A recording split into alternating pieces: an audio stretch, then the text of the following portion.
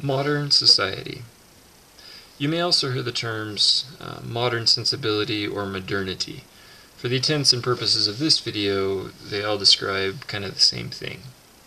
This video will make the most sense if you watch it with 4 other videos. It's kind of one in a series.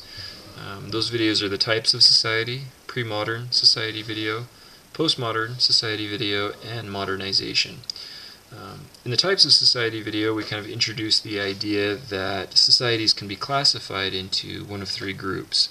The modernization video specifically focuses on how societies change from being one kind of a society into another, and specifically moving in this direction. Just as kind of a side note, the shift from pre-modern ways of doing things, from pre-modern society to modern society, is really what led to the development of sociology in the first place. Scholars, historians, economists trying to figure out what was happening around them developed the social science of sociology. The shift from modern to postmodern also had a big impact on sociology and sociological thinking. If you've been watching these videos, you'll understand that societies can be classified into one of these groups based on these characteristics: the population, the living arrangements, the division of labor, technological development, diversity, social solidarity, and rationality. The differences in these characteristics, or the different ways that they manifest themselves in the different societies, is what actually creates the differences in these different societies.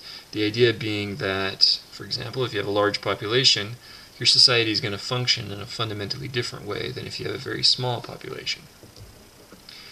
In the pre-modern video, you'll remember if you've watched it, that I used a kind of phrase to sort of categorize or epitomize, I guess, a pre-modern society. The similar phrase that I use for the modern society looks like this: our way is best for us, their way is best for them. If you remember in the pre-modern video, we talked about, I used the example of a small village on a tropical island. These people are very isolated. They don't know about other ways of doing things. And a key idea is that those people are all kind of the same and all doing the same things. So their way for them is the only way. This island is the whole world for them. I use a different example for describing the modern society. And you can see by my brilliant artwork that this is a cowboy town, like you might see on a Hollywood Western movie. And you'll notice that while on the tropical island, all the huts and little shelters look the same, in a modern town, modern community, the buildings start to look different one from another. They become specialized. The idea here is that as the society grows, as its technology increases, people have increasingly specialized roles, and that specialization actually makes them different one from another. So to kind of put this all together, if we go back to these characteristics, these fundamental ideas that we use to classify society, population. In a modern society, the population is large.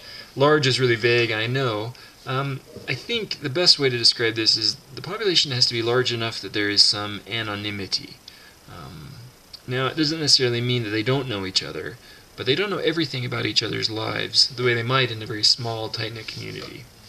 Living arrangements, usually urban, city dwellers, often in very close quarters.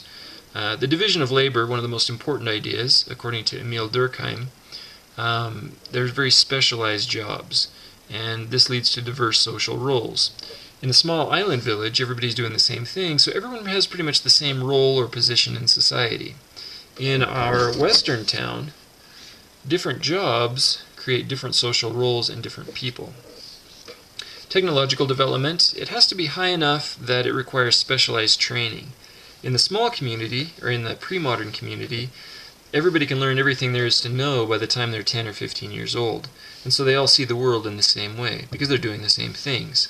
In a modern society, with greater technology, it takes specialized training that actually isolates you from other people. If I spend 20 years in the blacksmith shop as an apprentice, I don't understand what the storekeeper is doing. Right? That specialized training separates me from my neighbor, if you will. Diversity, of course, is very high enough that subcultures and even different ethnicities are often present. Deviance, breaking of the rules, is usually controlled by jail or fines or some kind of removal of freedoms as opposed to physical punishment. Social solidarity is organic solidarity, which there's a video about that which goes into some of the things I've already talked about. And finally, rationality, the way people look at the world in a modern society. They tend to have a rational outlook, what we might call a secular outlook, and often they have a more scientific outlook on the world. This isn't to say that religion isn't present or important. Actually, from a sociological point of view, we have yet to find a society in which religion isn't important. But they have a more rational religion, a more rational perspective. Anyway, main ideas. These characteristics and the way they manifest themselves in a different society changes the way people experience their society. It changes the way they relate to one another, and therefore it changes the way the society itself functions. These characteristics are characteristics that lead to the development of a modern society, or what we refer to as the modernist sensibility. Thank you for watching.